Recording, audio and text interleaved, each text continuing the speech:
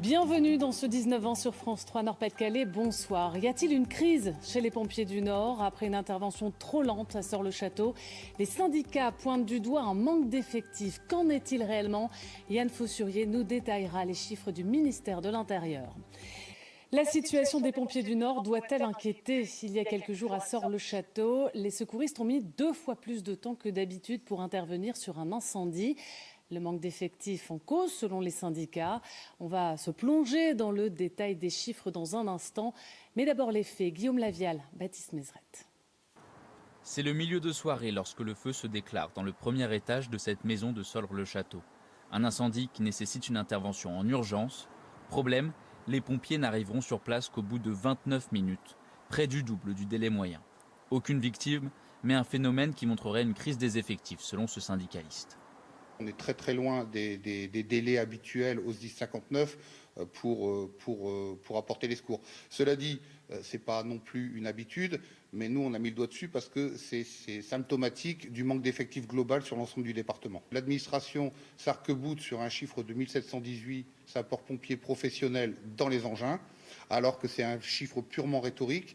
Il en manque en réalité 150 pour combler le coefficient d'absentéisme lié aux blessures inhérentes à notre métier, bien entendu. Environ 8% d'effectifs manquants, remplacés seulement en partie par des pompiers volontaires ou des CDD. Des trous dans la raquette qui peuvent amener des retards dans les départs en intervention, comme c'était le cas ce 20 décembre. Pour les équipes, difficile de tenir un rythme soutenu lorsque les bras viennent à manquer, comme nous l'explique cet homme, sapeur-pompier professionnel depuis plus de 15 ans.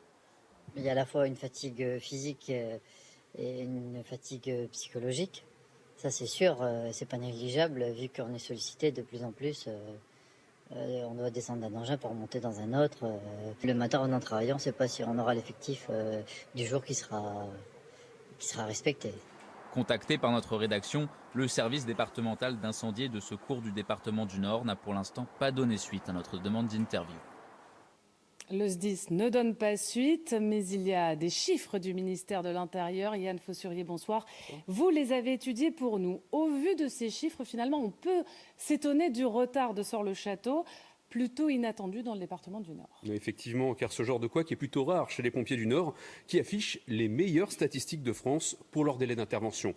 8 minutes, 4 secondes en moyenne, alors qu'au niveau national, il faut compter 4 minutes de plus. Et si on prend uniquement les interventions sur zone d'incendie, on est à 9 minutes 42 dans le Nord, là où dans le reste de la France, il faut patienter un bon quart d'heure. Donc le Nord, un bon élève, mais sous tension quand même. Oui, déjà parce que c'est le département le plus peuplé.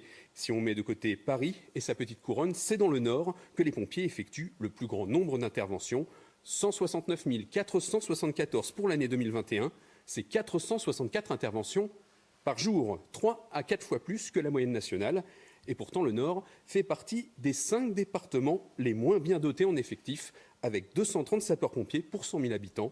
On est bien en dessous de la moyenne nationale qui est de 357 sapeurs-pompiers pour 100 000 habitants. Alors ça semble donner raison aux syndicats qu'on vient d'entendre dans le reportage. Des recrutements en vue ? Dans une récente interview à La Voix du Nord, le responsable des ressources humaines du SDIS a annoncé le recrutement de 121 sapeurs caporaux pour l'année 2022, pour cette année-ci.